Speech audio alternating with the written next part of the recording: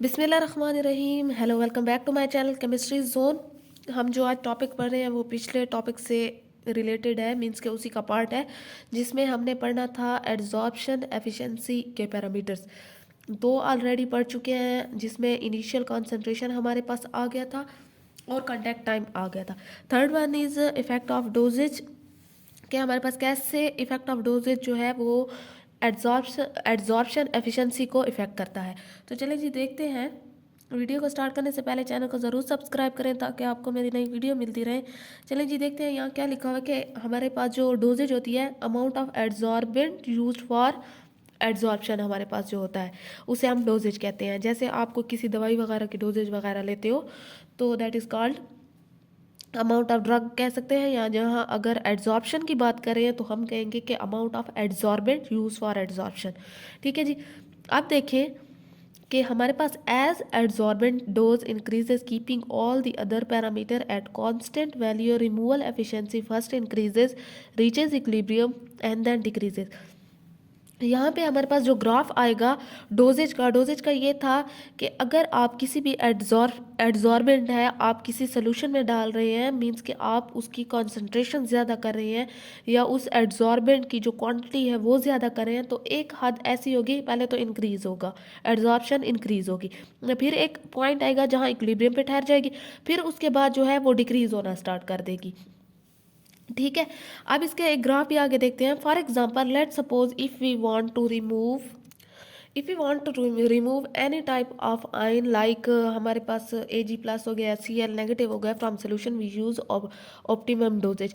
आपके पास अगर कोई सोल्यूशन है उसमें किसी भी किस्म का आयन है आप रिमूव करना चाहते हैं तो आप जो है उसके लिए एक एड्जॉर्बेंट जो है वो बनाएंगे और सोल्यूशन में डालेंगे। अब ये भी नहीं है कि आप एड्जॉर्बेंट बनाएं और कोई भी क्वांटिटी जो है डाल देंगे, बल्कि उसके लिए एक स्पेसिफिक ऑप्टिमम, आप स्पेसिफिक भी यहाँ कह सकते हैं, क्वांटिटी होगी। ठीक है जी, जिसे हम कहेंगे कि हमारे पास ये स्पेसिफिक डोजेज है इस चीज़ की।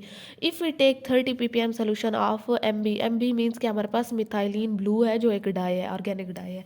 तो अब हमने क्या किया कि हमने 30 ppm सोल्यूशन बनाया है। मैंने डिफरेंट फ्लास्क ले लिया या बीकर ले लिया, मैंने उसमें 10 ml जो है वो सब में एम जो है उसका सोल्यूशन जो है वो डाल दिया। ठीक है। अब ये जो एक्टिवेटेड कार्बन है जो एज अ एड्जॉर्बेंट काम कर रहा है, एम का सोल्यूशन हमारे पास क्या था, एड्जॉर्बेट है। हमने एम को रिमूव करना है, ये एक हार्मफुल डाई है, हमने इसे रिमूव करना है सोल्यूशन से। अब इस सोल्यूशन से रिमूव करने के लिए मुझे एक एड्जॉर्बेंट डालना पड़ेगा। अगर एड्जॉर्बेंट में डालती हूँ तो मैं किस फॉर्म में डालूंगी, एक्टिवेटेड कार्बन की सूरत में। मैंने एक्टिवेटेड कार्बन को एज अ एड्जॉर्बेंट लिया है। अब मैं इसकी डोजेज जो हूँ चेंज कर रही हूँ यहाँ से यहाँ तक। 0.1 एक्टिवेटेड कार्बन था, फिर 0.2 ग्राम हो गया, फिर 0.3 हो गया, 0.4 हो गया, 0.5 हो गया है। ठीक है। अब देखते हैं कि we have 10 ml MB in each flask in which different concentration of activated carbon is dissolve. अब मैंने डिफरेंट कॉन्सेंट्रेशन ली है एक्टिवेटेड मीन्स के एड्जॉर्बेंट की, और मेरे पास सब में 10 ml MB है। ठीक है। The activated carbon is adsorbent whereas MB in the solution is adsorbate 30 ppm। अब यहाँ पे मैंने जो है ये लिख दिया कि 30 ppm में 300 molecule of MB। Let suppose अगर मेरे पास 30 है और उसमें मेरे पास 300 मॉलिक्यूल, लेट सपोज कि यहाँ कोई जो है कंफर्म बात नहीं है, मैंने सिर्फ ये समझाने के लिए लिख दिया कि 30 ppm में मेरे पास 300 मॉलिक्यूल ऑफ MB है। ठीक है। Let shake it for 60 minutes. अब आपको कैसे मतलब पता चलेगा कि 60 मिनट कहाँ से आए थे, जो हमने एक्सपेरिमेंट किया है, बैच एक्सपेरिमेंटेशन किया, उससे जो कंटेक्ट टाइम होता है वो हमें ऑलरेडी ऑब्टेन हो चुका होता है। कि लेट सपोज अगर हमें 60 मिनट मिले हैं और मैंने इस चीज़ को शेक किया है एड्जॉर्बेंट अंदर डाल के, तो contact time for batch experimentation से लेंगे, वही बात है, before shaking and after shaking UV is done which gives us initial value और फाइनल वैल्यू देगी, जो हमारे पास एड्जॉर्प्शन एफिशिएंसी के लिए हमारे पास एक फार्मूला था। ये एक सारा प्रोसेस ऑलरेडी भी हम डिस्कस कर चुके हैं, हम इस फार्मूले से उसकी एफिशिएंसी वो करेंगे। अब जो यहाँ पे बात एक चीज़ समझने की है वो आगे आ रही है कि ये आप पहले ग्राफ देख सकते हैं कि मैंने जैसे बताया कि पहले ग्राफ में इंक्रीज़ आएगा, फिर एक पॉइंट पे वो इक्विलिब्रियम में आ जाएगा, फिर डिक्रीज़ आएगा। पहले तो ये ग्राफ जो इस किस्म का होता है इसे हम बार ग्राफ कहते हैं। इसके अलावा जो हमारे पास यहाँ पे आएगा रिमूवल एफिशिएंसी, और ये डोजेज है। डोजेज हमारे पास ग्राम या मिली लीटर में लेते हैं, ml में लेते हैं। अब आप देखिए मैंने यहाँ पे क्या लिखा है, ये डोजेज मैंने 0.1 0.2 ये किया था ना, तो मेरे पास यहाँ पे कौन सी डोजेज जो है वो ऑप्टिमम है या अच्छी है, या जिस पे हमारे पास कहते हैं ना स्पेसिफिक है, जिस पे हमारी अच्छी एब्जॉर्प्शन होगी, तो ये हम चेक करते हैं। According to graph the efficiency increases to some point but then decreases after it. अब मैंने इसका रीज़न यहाँ पे लिखा है कि ऐसा क्यों होगा। अब जो ऊपर मैंने यहाँ पे ये वाली चीज़ बताई है, ये वाली चीज़ जो है आगे यहाँ पे रीज़न में एक्सप्लेन की हुई है। आप देखें कि let's suppose we have 30 ppm solution of M B in which we have 300 molecule of क्या था, एम बी था, ठीक है, जो मैंने पहले बात बताई है। इन फर्स्ट फ्लास्क, अब अगर मैं पहले फ्लास्क में देखूँ यहाँ पे, तो मैंने कितना है 0.1 ग्राम जो था एक्टिवेटेड कार्बन डाला है। In first gram we add 0.1 gram of activated carbon. Let's suppose 0.1 gram of activated carbon has 100 pores. अब मैं कहती हूँ कि ये जैसे 0.1 है, इसमें हमारे पास 100 पोर्स है, ठीक है। मीन्स कि हमारे पास जो एक्टिवेटेड कार्बन है इसमें 100 पोर्स हैं, और जो एम बी है इसमें 300 मॉलिक्यूल्स है, ठीक है। अब इसके जो 100 पोर्स इसके अंदर आएंगे, तो ये सिर्फ 100 मॉलिक्यूल्स को लेंगे, 200 मॉलिक्यूल्स और भी इसमें बच गए, सही है। अब क्या करेंगे, लेट्स सपोज मैं आपको यहाँ पे लिख के भी बता देती हूँ कि मेरे पास लेट्स सपोज यहाँ पे 300 इसके मॉलिक्यूल्स हैं। अगर मेरे पास इसके 300 मॉलिक्यूल्स हैं और इसमें मेरे पास 100 पोर्स हैं, आपको पता है कि एड्सॉर्बेंट हमारे पास कौन सा होता है, जिसपे पोर्स होते हैं।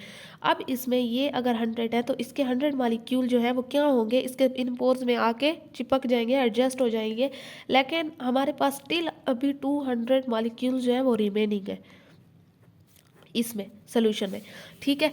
अब देखें कि हमारे पास यहाँ पे क्या है। इन फर्स्ट फ्लास्क हमारे पास क्या था, 100 पोर्स है, so 100 molecules are occupied by 100 pores of activated carbon, but still we have 200 molecules left. हमारे पास 200 अभी भी मॉलिक्यूल्स बच गए हैं, उनके लिए पोर्स नहीं है। Now we increase dosage of activated carbon to 0.2 gram. Now it is occupied 200 molecules of Mb, but still 100 molecules are left unoccupied. अब आप लोग ये देख सकते हैं कि यहाँ पे मेरे पास जो था, क्या मैंने 100 डाले, अब मैंने यहाँ इसकी डोजेज ज़्यादा कर दी है, 0.2 ग्राम कर दिया है, तो अब यहाँ पे मेरे पास 200 पोर्स आ गए, 200 पोर्स जो थे वो यहाँ आ गए, और मेरे पास जो है यहाँ पे 200 मॉलिक्यूल्स तो ऑक्युपाई हो गए, ठीक है। लेकिन स्टिल मैंने कहा कि 300 हमने सपोज किए हुए, तो मेरे पास एक 100 मॉलिक्यूल्स बच गए, ठीक है, वो लेफ्ट। अब मेरे पास यहाँ पे क्या हुआ कि मैंने 3 किया है, 0.3 किया है, तो मेरे पास 300 पोर्स यहाँ आ गए। एड्सॉर्बेंट में एक्टिवेटेड कार्बन देगा, एज ए एड्सॉर्बेंट काम करे तो ये पोर्स देगा, और यहाँ पे मेरे पास 300 मॉलिक्यूल्स है, तो वो 3 और 3 पूरे ऑक्युपाई हो गए। तो हमारे पास जो है ये क्या होगा कि ये बेस्ट हमारे पास इक्विलिब्रियम पे आ जाएगा, ये बेस्ट हमारे पास डोजेज है, क्योंकि इस पे जितने पोर्स थे उतने मॉलिक्यूल्स थे वो एब्जॉर्ब हो चुके हैं, ठीक है। अब देखें कि मैंने डोजेज और इंक्रीज कर दिया। अब मेरे पास 300 क्या थे, पोर्स तो थे, 300 तो ऑक्युपाई हो गए मॉलिक्यूल्स पोर्स के साथ, लेकिन ये 4 है, तो यहाँ 400 पोर्स होंगे और पोर्स में 100 बच जाएंगे पोर्स, ठीक है। यहाँ पे मेरे पास 500 पोर्स होंगे, और मेरे पास यहाँ पे 300 तो मॉलिक्यूल्स ऑक्युपाई हो गए, लेकिन मेरे पास 200 पोर्स यहाँ पे बच गए, सही है। अब मेरे पास यहाँ पे पहले तो एफिशिएंसी इंक्रीज होगी, यहाँ पे आके सही स्पेसिफिक हमें एफिशिएंसी मिल गई है, या एड्सॉर्प्शन की या डोजेज सॉरी मिल गई है हमें, यहाँ पे मैक्सिमम एफिशिएंसी यहीं पे होगी, फिर इसके बाद डिक्रीज होना स्टार्ट हो जाएगी। अब आगे देखते हैं, यही सारी बातें यहाँ लिखी हुई हैं। इन this way the adsorption efficiency increases. Now if we increase the dosage to 0.3 grams, so 300 molecule of Mb is occupied by 300 pores, so it reaches the appropriate dosage, हमारे पास यही आ जाएगी। Again we increase the dosage to 0.4 grams, so we have 400 pores and 300 molecules जो है वो हमारे पास occupy हो जाएंगे, which means we have 100 extra pores. The AC means कि activated carbon has activated functional group which can bind with each other, but there is no other molecule of Mb, so there is no active site left. In this way the efficiency of adsorption decreases. Same is the case है 0.5 ग्राम। आप यही बात इसके लिए भी लिख सकते हैं। अब आप लोग एक चीज़ देखें कि हमारे पास जो यहाँ पे एक्स्ट्रा पोर्स आ गए थे, तो ये हमारे पास कहते हैं कि जो एक्टिवेटेड कार्बन होता है इसमें हमारे पास डिफरेंट जो होते हैं वो फंक्शनल ग्रुप्स होते हैं। और ये इन फंक्शनल ग्रुप्स का ये होता है कि जब इनके पास जब एक्स्ट्रा ये बच जाते हैं तो ये आपस में बाइंडिंग कर लेते हैं। मॉलिक्यूल्स होते नहीं हैं तो ये आपस में जब बाइंडिंग कर लेते हैं तो इसकी वजह से हमारे पास एफिशिएंसी डिक्रीज़ होना शुरू हो जाती है। तो आप लोग यहाँ पे देख सकते हैं ना कि पहले इंक्रीज़ हो रही है फिर डिक्रीज़ हो रही है, सही है। अब देखते हैं इफेक्ट ऑफ पीएच क्या करता है हमारे पास। पीएच जो है mainly show two main functions in which one is chemistry of adsorbent. हमारे पास एक तो ये दो मेन फंक्शन हमें बताता है। एक तो ये है कि हमारे पास जो एड्जॉर्बेंट होता है, जो जो एक्टिवेटेड कार्बन हम ले रहे हैं उसकी केमिस्ट्री के बारे में बताता है, और सोल्यूशन की केमिस्ट्री के बारे में बताता है, और सरफेस मॉडिफिकेशन जो अकर होती है इस दौरान एड्जॉर्प्शन के दौरान वो भी बताता है। Let's suppose we have a solution, so for making it acidic by adding acid, so when we add any adsorbent in it behave different। मतलब कि अगर let's suppose आप ऐसे किसी solution में एड्जॉर्बेंट डालते हैं और एक दूसरा सोल्यूशन बनाते हैं जो एसिडिक नेचर का है, तो इन दोनों में एड्जॉर्बेंट डिफरेंटली जो है वो बिहेव करेगा। अब देखिए स्ट्रॉन्ग एसिड जो है उसका आप स्ट्रॉन्ग एसिड ले उसका डाइल्यूट सोल्यूशन बनाए, या स्ट्रॉन्ग बेस ले उसका डाइल्यूट जो है क्या करें सोल्यूशन बनाए। Let's suppose we have a neutral solution और सोल्यूशन ऑफ एमपी। मीन्स कि हमारे पास या तो न्यूट्रल सोल्यूशन या आप डाई जो है ऑर्गेनिक डाई मिथाइलिन ब्लूज का सोल्यूशन बना ले। यहाँ पे आप लोग देख सकते हैं कि हम मेरे पास जो है एक न्यूट्रल मैंने सोल्यूशन लिया है एमबी का। उसमें हमारे पास पहले तो हम चलते हैं एसिडिक होता है फिर न्यूट्रल होता है फिर बेसिक होता है, इससे हम तरतीब से चलते हैं। मैंने इसमें एक्टिवेटेड कार्बन डाल दिए, ये नेगेटिव था, मैंने एक्टिवेटेड कार्बन डाल दिए। इसका मैंने इसकी चेंजिंग इन पीएच होगा। लेट सपोज कि एक्टिवेटेड कार्बन में मैंने कौन सी चीज़ ली है। अगर मैं एक्टिवेटेड कार्बन डालती हूँ और मैं उसे एसिडिक पे करती हूँ बेसिक पे करती हूँ, तो मैं अगर 2 ड्रॉप मैं एसिड के डालती हूँ तो मेरे पास pH 2 आएगा, ठीक है। अगर 1 ड्रॉप HCl का डाला तो मेरे पास जो है pH कितना आएगा। मीन्स कि हमारे पास क्या होगा, pH कम होगा और न्यूट्रल की तरफ जाएगा। मतलब न्यूट्रल में हमारे पास 7 होगा। अब NaOH बेसिक की तरफ चलते हैं तो बेसिक में हमारे पास न्यूट्रल क्या होगा 9 होगा। फिर हमारे पास अगर 1 ड्रॉप डालते हैं तो ये मतलब पीएच के बारे में आपको बताया गया 1-2 ड्रॉप जो है आपने डालने हैं, स्ट्रॉन्ग एसिड स्ट्रॉन्ग बेस, लेकिन इनका भी डाइल्यूट सोल्यूशन बना के। In acidic medium and the adsorbent is add, then it is protonated।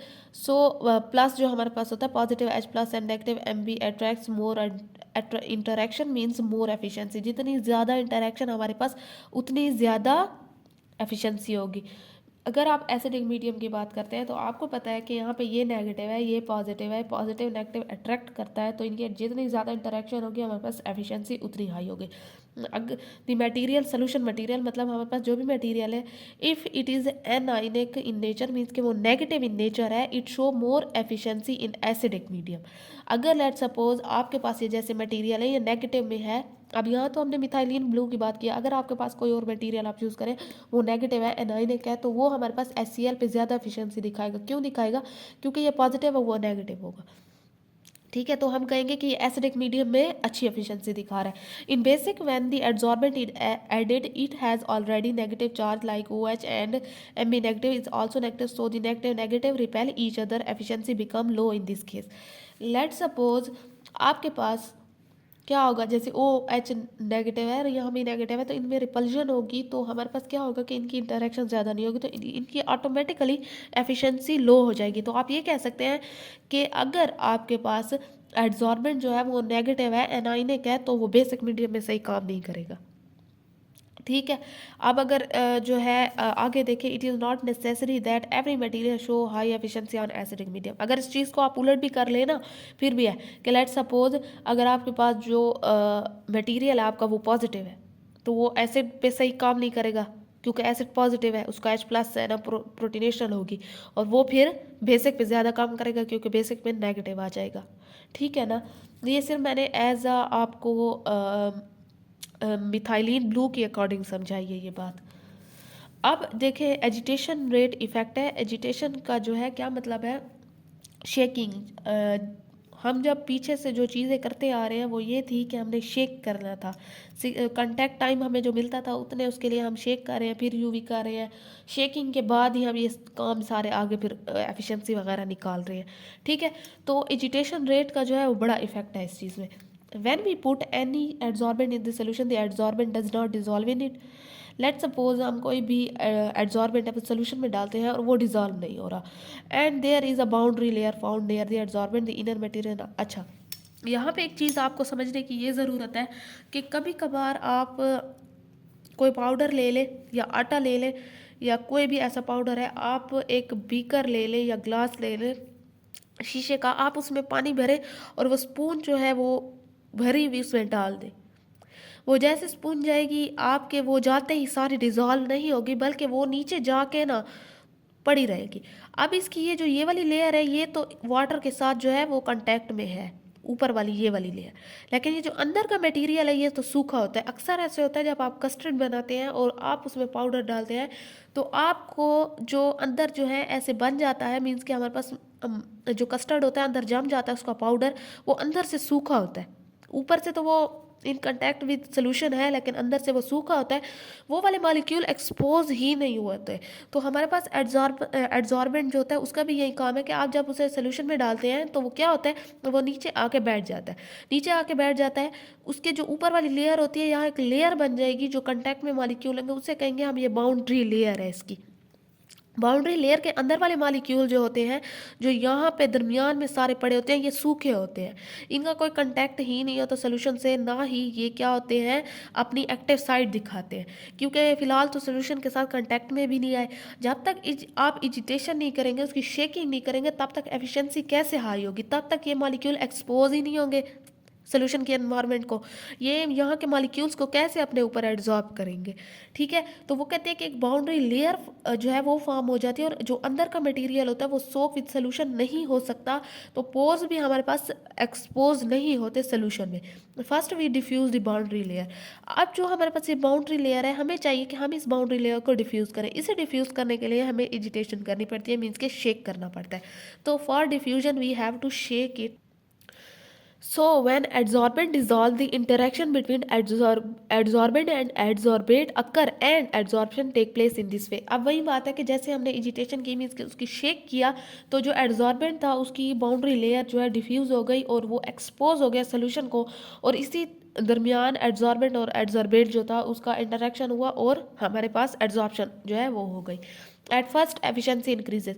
अच्छा, पहले तो जब भी हम शेक करेंगे तो एक्सपोज होते जाएंगे, हमारे पास एड्जॉर्प्शन की एफिशिएंसी इंक्रीज होती जाएगी, लेकिन कुछ टाइम के बाद जो है वो डिक्रीज होना शुरू हो जाएगी, because at first binding energy is increases. आपको पता है कि जो वो हमारे पास बाइंडिंग एनर्जी जो है वो इंक्रीज होती है जब हम करते हैं, लेकिन फिर उसके बाद जैसे हम ये होता जाएगा, एक तो पोर्स भी हमारे पास ऑक्यूपाई होते जाएंगे और जैसे शेकिंग ज़्यादा होती जाएगी तो क्या होता है कि जो हमारे पास एड्जॉर्बेंट है, जैसे एक्टिवेटेड कार्बन हमने डाला था मिथाइलिन ब्लू के सोल्यूशन में, अगर आप जितनी ज़्यादा शेकिंग करते जाएंगे तो एड्जॉर्बेंट का जो हमारे पास एक्टिवेटेड जैसे कार्बन है उसकी काइनेटिक एनर्जी ऑटोमेटिकली हाई होती जाएगी। अगर काइनेटिक एनर्जी हाई होती है तो ऑब्वियसली कोलिजन भी हाई होगी। अगर कोलिजन हाई होती है तो उनमें इंटरेक्शन कैसे होगा, क्योंकि उनकी स्पीड हाई होगी, तो इसी दौरान उनकी कोलिजन हाई होगी और उनके दरमियान इंटरेक्शन कम हो जाएगा due to high kinetic energy and high collision, तो एड्जॉर्प्शन हमारे पास डिक्रीज होना शुरू हो जाएगी। ठीक है जी, चले दीजिए, ये तो था यहाँ तक। अब देखते हैं हमारे पास इफेक्ट ऑफ टेम्परेचर क्या है। इफेक्ट ऑफ अगर टेम्परेचर की मैं बात करूँ तो मेरे पास adsorption is done on low temperature और हाई रिकमेंडेड, मैं कहूँ कि लो टेम्परेचर मतलब कि highly recommended on low temperature कह सकते हैं, या डन भी होती है, मतलब take place on low temperature है। एड्जॉर्प्शन का जो फिनोमिना है ये लो टेम्परेचर फिनोमिना है। हमने टाइप्स में भी ये चीज़ पढ़ी थी। In this way we study wide range of temperature. इसमें हम बहुत सारी रेंजेस स्टडी करते हैं। लेट सपोज अगर मैंने ली है एक 300 सेंटीग्रेड, 35 ले लिया, 40, 5 का मैंने डिफरेंस रख के ये सारा टेम्परेचर ले लिया। At first if we increases the temperature the very slight increases in adsorption is noticed। अच्छा, पहले तो ये है कि अगर हम थोड़ा सा भी टेम्परेचर जो है वो इंक्रीज करेंगे तो बहुत ही स्लाइट, बहुत ज़्यादा स्लाइट जो है हमें इंक्रीज इन टेम्परेचर जो है वो नज़र आएगा, हम नोट करेंगे। रीज़न इसका क्या है कि एट लो टेम्परेचर आप सिर्फ ये देखिए कि हमने इसे लो पे क्यों रिकमेंड किया हुआ है, मतलब कि एड्जॉर्प्शन को लो पे रिकमेंड क्यों करते हैं। इसका आप रीज़न देखिए। रीज़न ये है कि at low temperature the kinetic energy of molecule decreases. आपको पता है कि लो टेम्परेचर पे जो मॉलिक्यूल्स की एनर्जी होगी वो कम होगी और कल्यूजन भी उनमें कम होगी, तो उनके दरमियान इंटरेक्शन जो है वो कम होगा, मतलब फिजिबल होगा। ऐसे कि हमारे पास जैसे कल्यूजन हाई थी, काइनेटिक एनर्जी हाई थी, तो इसी दौरान वो इतने ज़्यादा हाई थी कि उनके दरमियान इंटरेक्शन ही नहीं हो रहा था। लेकिन ये लो टेम्परेचर की या लो हमारे पास काइनेटिक एनर्जी की होने की वजह से इनका इंटरेक्शन अच्छा होगा। इसी इंटरेक्शन अगर अच्छा है तो मीन्स के एड्जॉर्प्शन एफिशिएंसी भी फिर हाई होगी। At high temperature the kinetic energy increases, the collision also increases. अब हाई टेम्परेचर का भी बताया कि क्यों ऐसा होगा कि हाई पे रिकमेंड नहीं किया हुआ। हाई पे रिकमेंड इसलिए नहीं किया हुआ कि उनकी काइनेटिक एनर्जी हाई होगी, कोलिजन भी हाई हो जाएगी, और कोलिजन के हाई होने की वजह से जो एड्जॉर्प्शन का फिनोमिना है और जो डीजॉर्प्शन है वो बहुत ज़्यादा फास्ट होगा। वो इतना फास्ट होगा कि एड्जॉर्प्शन की एफिशिएंसी जो है वो हम कैलकुलेट ही नहीं कर सकेंगे। ठीक है जी। अब जो हमारे पास एक और इफेक्ट आता है वो है effect of particle size. Particle size भी बहुत इफेक्ट करता है। आप देखिए, new branches develop on the basis of the particles called micromeritics, in which we study particle size हो गया, particle distribution हो गया, pore size, pore diameter करते हैं। तो ये सारी चीज़ें जो है ये एक ब्रांच है जिसमें हम ये सारी पार्टिकल साइज और इन चीज़ों को करते हैं, जिसे माइक्रोमेरेटिक्स कहते हैं। ये एक एक्स्ट्रा चीज़ थी। The size has very important role in adsorption. The small size particle have high adsorption efficiency. ये एक मेन पॉइंट है जो आप हाईलाइट करके लिख सकते हैं कि हमारे पास जो स्मॉल साइज पार्टिकल होते हैं उनकी हाई एनर्जी होती है या हाई एड्जॉर्प्शन एनर्जी होती है, एफिशिएंसी होती है, sorry. They have high pores, so they have high active size for adsorption. Like we take हमारे पास calcium carbonate in the form of chalk अगर मैं लेती हूँ और उसे सोल्यूशन में डालती हूँ तो उसकी इतनी एड्जॉर्प्शन एफिशिएंसी नहीं होगी। लेकिन अगर उसी चाक को मैं ग्राइंड करके उसका पाउडर बना के डालूंगी तो वो हमारे पास क्या करेगा, वो उससे अच्छा जो है एड्जॉर्बेंट का काम करेगा। ठीक है। अब यहाँ पे हमें ये चीज़ समझ आ रही है कि वहाँ पे हमने पाउडर में पार्टिकल साइज कम की है। जितना पार्टिकल साइज कम उतनी हाई एड्जॉर्प्शन की एफिशिएंसी होगी। अब पार्टिकल साइज इज स्मॉल और decrease the extra surface is expose. जितना कम उसका पार्टिकल का साइज होगा उतना ज़्यादा हमारे पास सरफेस एरिया होगा, उतने ज़्यादा पोर्स होंगे, जिसकी वजह से हमारे फंक्शनल ग्रुप भी ज़्यादा होंगे, पॉइंट ऑफ अटैचमेंट भी ज़्यादा होगा, तो ऑटोमेटिकली हमारे पास एड्जॉर्प्शन की एफिशिएंसी इंक्रीज होगी। अब आप ये देख सकते हैं कि यहाँ पे इन्वर्स रिलेशन है कि जितनी एड्जॉर्प्शन होगी उतना पार्टिकल साइज कम हो तो उतनी ज़्यादा एड्जॉर्प्शन है, इन्वर्सली प्रोपोर्शनल है। डिफरेंस अच्छा यहाँ पे ये है कि फिर पार्टिकल साइज को मेजर करने के लिए हम डिफरेंट चीज़ जो हम जिसे आप वो कहते हैं घर में जब आप चाय के लिए जो है यूज़ करते हैं, जैसे छलनी कहते हैं, तो ये जो है या छन्नी कहते हैं, सॉरी, वही जो है हमारे पास पार्टिकल डिफरेंट साइज़ की जो होती है, सीव्स होती हैं हमारे पास, जिसमें हम डिफरेंट पार्टिकल्स गुजारते हैं, या जैसे पाउडर हो गया आप गुजारते हैं, आपको पता चल जाता है कि अच्छा यहाँ के पार्टिकल्स जो है वो बड़े हैं तो यहाँ से गुजर नहीं रहे, या यहाँ के जो है हमारे पास छोटे हैं तो यहाँ से गुजर गए, आपको पार्टिकल का साइज़ का पता चल जाता है। अच्छा, फिर जो है आप देख सकते हैं कि हमारे पास एक पॉइंट है रीयूजेबिलिटी या रीजनरेशन ऑफ एड्जॉर्बेंट। यहाँ पे प्लस पॉइंट जो है ये एड्जॉर्प्शन टॉपिक का है। हमारे पास रीयूजेबिलिटी का ये मतलब है जो आप एड्जॉर्बेंट बना रहे हैं उसे दोबारा से रीयूज़ कैसे कर सकते हैं, क्योंकि हमारे पास रिसोर्सेज बहुत ज़्यादा कम है तो हम कहते हैं कि हम एक चीज़ को बार बार यूज़ करें। ठीक है। आप देख सकते हैं कि यहाँ पे रीयूजेबिलिटी मीन्स यूजिंग और रीयूजिंग द मटेरियल। सब मटेरियल आर एक्सपेंसिव, जैसे मैंने कहा है कि हमारे पास रिसोर्सेज भी कम है और हमारे पास जो मटेरियल है वो भी एक्सपेंसिव है, तो sources are limited due to which the reusability is done. Example मैं अगर लेती हूँ, जैसे ऑरेंज पील है, मैंने ऑरेंज पील लिया, उसे ड्राई कर दिया, नाउ वी ग्राइंड इट, मैंने उसको ग्राइंड किया है, उसे पाउडर फॉर्म में किया, उसकी मैकेनिकल एक्टिवेशन कर दी। अब ये जो मैं प्रोसेस बता रही हूँ इसमें हम एड्जॉर्बेंट को कैसे फिर से निकालेंगे और रीयूज़ करेंगे ये आप देखेंगे। अब मैंने उसे 2-3 बार वॉश किया है और उसे फिर ड्राई किया है उस पाउडर को। ठीक है, जो पाउडर था मैंने उसे वॉश किया, फिर उसी पाउडर को ड्राई किया। अब जो पाउडर है हमारे पास, मैंने वो 3 किस्म की हम उसे जो है वो कर सकते हैं। एक रॉ में यूज़ कर सकते हैं, एक फिजिकल एक्टिवेट कर सकते हैं, केमिकली एक्टिवेट कर सकते हैं। अगर मैंने उसे केमिकली एक्टिवेट किया है तो let's suppose we chemically activate our powder by acid. हमने केमिकल यूज़ किया है क्योंकि हम उसे केमिकली एक्टिवेट कर रहे हैं। ये एक प्रोसेस बता रही हूँ जिसमें हम लास्ट पे एड्जॉर्बेंट को दोबारा से निकालेंगे रीयूज़ करने के लिए। वी यूज़ एक्टिवेटेड कार्बन जो है मैंने किया है, then adsorption study of methylene blue solution जो है मैंने वो पोज ले लिया, उसमें एक्टिवेटेड जो है एसिड एक्टिवेटेड कार्बन है, AAC acid activated carbon as a adsorbent डाला है। मिथाइलिन ब्लू हमारे पास सोल्यूशन जो था वो methylene blue as a adsorbate है, ठीक है। अब मैंने क्या किया कि मैंने उसे केमिकली एक्टिवेट कर दिया। If we know that the interaction of adsorbent and adsorbate जो फंक्शनल ग्रुप था, then it is very easy for us to detect the interaction. Let's suppose we know the interaction. अब मैं यहाँ पे ये है कि आपके पास जब मैंने एसिड जो है डाला अंदर as a adsorbent activated carbon methylene blue के सोल्यूशन में, तो अगर मुझे इसमें से एक का भी पता हो, या मुझे इंटरेक्शन का पता हो, या मुझे इसमें से किसी एड्सॉर्बेट के फंक्शनल ग्रुप का पता हो, तो मेरे पास ये पता लगाना बहुत आसान होगा कि इनमें कौन सा इंटरेक्शन चल रहा है।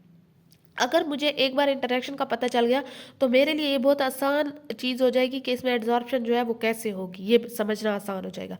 लेट्स सपोज मैं कहती हूँ कि मेरे पास इलेक्ट्रोस्टैटिक इंटरेक्शन है। Let's suppose our interaction between जो एड्सॉर्बेंट और एड्सॉर्बेट है like hydrogen bonding, then it is easy to disperse in solution. अगर हाइड्रोजन बॉन्डिंग है तो ये तो बहुत ईजी है, मैंने एक्टिवेटेड कार्बन डाला है, ये मिथाइलिन ब्लू है, ये वाटर है। अब मैं कहती हूँ कि हाइड्रोजन बॉन्डिंग इसमें अगर इंटरेक्शन है तो आपको पता है कि हमारे पास डिस्पर्शन जो है वो आसानी से हो जाएगी, मतलब कि एड्सॉर्बेंट डाला वो आसानी से डिस्पर्स हो गया। वो कैसे होगा कि हमारे पास जो मिथाइलिन ब्लू है वो नेगेटिव है, वो पॉजिटिव वाले के साथ जो है वो हो जाएगा, और ये नेगेटिव वाला इस पॉजिटिव वाले के साथ। एसिड एक्टिवेटेड कार्बन था ना, तो एसिड में प्रोटॉन आ रहा था, H+ था, तो ये पॉजिटिव होगा, ठीक है। तो ये मेरे लिए नेगेटिव के साथ हो जाएगा, और ये वाला पॉजिटिव इसके साथ इंटरेक्शन हो जाएगी। अब यहाँ पे एड्सॉर्बेट और एड्सॉर्बेंट की इंटरेक्शन अच्छे से हो गई है। काम कौन कर रहा है अंदर? हाइड्रोजन बॉन्डिंग कर रही है, ठीक है। So if we have a acid activated material, wash it with dilute base, and if material is base activated, तो हम उसे डाइल्यूट एसिड के साथ करेंगे, MB को जो है वो रिमूव। अब लास्ट में हमें ये एक चीज़ पता चली है। अब यहाँ पे जो है हमारे पास क्या चीज़ है कि जो पूरा प्रोसेस हमने बताया है, लास्ट में हम ये बताएंगे कि हमने जो दोबारा से एक्टिवेटेड कार्बन था उसे निकालना कैसे। एड्सॉर्बेंट को रीयूज करना था ना, तो एड्सॉर्बेंट को हम रीयूज कर रहे थे, एड्सॉर्बेंट को हमने निकालना है। अब ये वाला एड्सॉर्बेंट जो है इससे मैं निकाल के अगर मैं डाइल्यूट बेस के साथ वो कर दूंगी तो मेरे पास ये दोबारा से मेरे पास आ जाएगा यूज़ करने के लिए। या फिर अगर मेरे पास बेस वाला है तो मैं उसे एक्टिवेटेड बेस है तो उसे मैं क्या करूँगी, उसे डाइल्यूट एसिड से वॉश कर दूंगी, ठीक है। अब मैंने एसिड से किया तो उसमें जो MB का मतलब MB चिपका हुआ भी है ना अगर इस पे, तो वो रिमूव खुद हो जाएगा, मेरे पास ये रीयूज़ के लिए दोबारा आ गया। लेट्स सपोज अगर मेरे पास कोवेलेंट बॉन्डिंग आती है, तो कोवेलेंट बॉन्डिंग जो है वो क्या होता है, वो मुश्किल होता है। फिर उसके लिए एक प्रोसेस करते हैं एस्टरिफिकेशन। उस एस्टरिफिकेशन से जो है हम अगेन जो है वो क्या कर लेते हैं, अपना एक्टिवेटेड कार्बन दोबारा से रीयूज या कर लेते हैं, मतलब दोबारा से हमें मिल जाता है, फिर वो अगेन हम यूज़ करते हैं। By hydrolysis the covalent bond breaks and adsorbent is recovered, ठीक है। लेट्स सपोज मेरे पास जो है एक्टिवेटेड कार्बन है, अब इसकी एफिशिएंसी जो है एक साइकिल पे पहले मतलब उसकी 92 है। आफ्टर वॉशिंग जो है उसकी एफिशिएंसी चेंज हो गई है, तो हमारे पास कितनी है, 60 to 70 आ गए, तो एफिशिएंसी हमारे पास डिक्रीज हो गई। केमिकल का यही मसला है, केमिकल बॉन्ड ब्रेकेज जो है is difficult, so when we break it the binding site of functional group are damage, so we prefer physio absorption. इसीलिए हम जो है केमिकल जो एब्जॉर्प्शन है वो प्रेफर नहीं करते। एक तो इसमें केमिकल जैसे कोवेलेंट बॉन्डिंग है, इसमें एक तो ब्रेक करना मुश्किल है। अगर लेट सपोज हम ब्रेक कर भी देते हैं तो जो फंक्शनल ग्रुप होते हैं हमारे वो डैमेज हो जाते हैं, जिसकी वजह से हम ये प्रेफर नहीं करते। हमारा जो एड्सॉर्बेंट है उससे क्या नुकसान हो रहा है, फिर हम रिकवर भी उसे करना चाहते हैं, तो इसीलिए हम कहते हैं कि हम फिजियो एब्जॉर्प्शन करते हैं। तो यहाँ तक ये टॉपिक एंड हो गया, अगली वीडियो का इंतजार करें, तब तक चैनल को सब्सक्राइब करें, कमेंट करें, शेयर करें। अल्लाह हाफिज़।